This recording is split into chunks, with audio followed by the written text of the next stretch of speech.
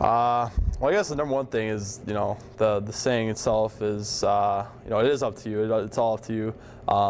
Your teammates and your teams obviously have a lot to do with that, but a lot of the success, as I reflect, really came from just in the summertime. Really, I remember a lot of the advice I would get is, you have to shoot however many pucks you have to shoot. You have to do all the things on your own because there's only a certain amount of time that you get with your teammates. You get in the weight room maybe for an hour. You maybe practice for an hour 3 days a week, but most of the things that you have to do are on your own. You have to shoot the pucks by yourself.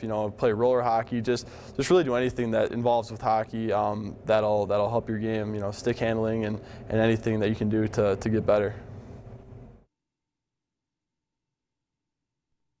Well, I think growing up, probably the most important thing for me was that I did play 3-4 sports. I think a problem today is a lot of kids play hockey exclusively from the time they're 10, until whenever, and not only do they get burnt out of it, but at the same time you're really not developing as an athlete as well. A lot of things that you can do on the ice are a reflection of what you can do off the ice.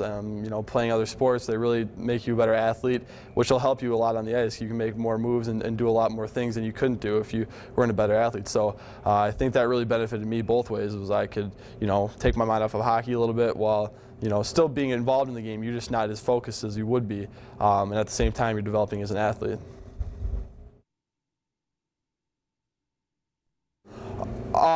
The first real recollection I have of doing more, going above and beyond was it was after not making a Select 15 camp, and I remember there was some advice we'd gotten during the thing. You kind of have to go out on your own and do a lot of things. So starting that point, that summer, I remember every day after we do the STP up at YZ, I'd go home in between working out on ice and shoot pucks the whole time to try to work on my shot and just do whatever it took to get to that level where I could make a select team and be amongst those guys that had made the team. So that was probably the first real time where I had kind of taken it upon myself to go above and beyond.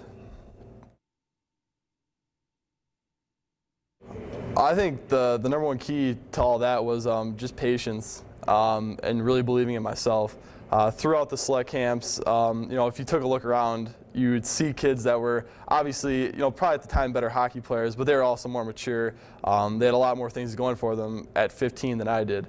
So what I basically did was I didn't really think about it too much. If I went to the camp, if I make the team, I make the team. If I don't, it's not a big deal because my goal is not to make Select 15s, 16s, or 17s. It's to play college hockey, play, in the NHL. Those were the goals that I had set for myself because, obviously that's the ultimate goal for any hockey player. So through those disappointments, I was able to just kind of put them aside and just, move on and keep working on my game because obviously, I felt that as time passed, I would, grow into my body and develop into the player I thought I could be, and it worked out in the end. So you really can never give up on yourself, and you can never doubt yourself, because once you start doubting yourself, then you're not going to become anything.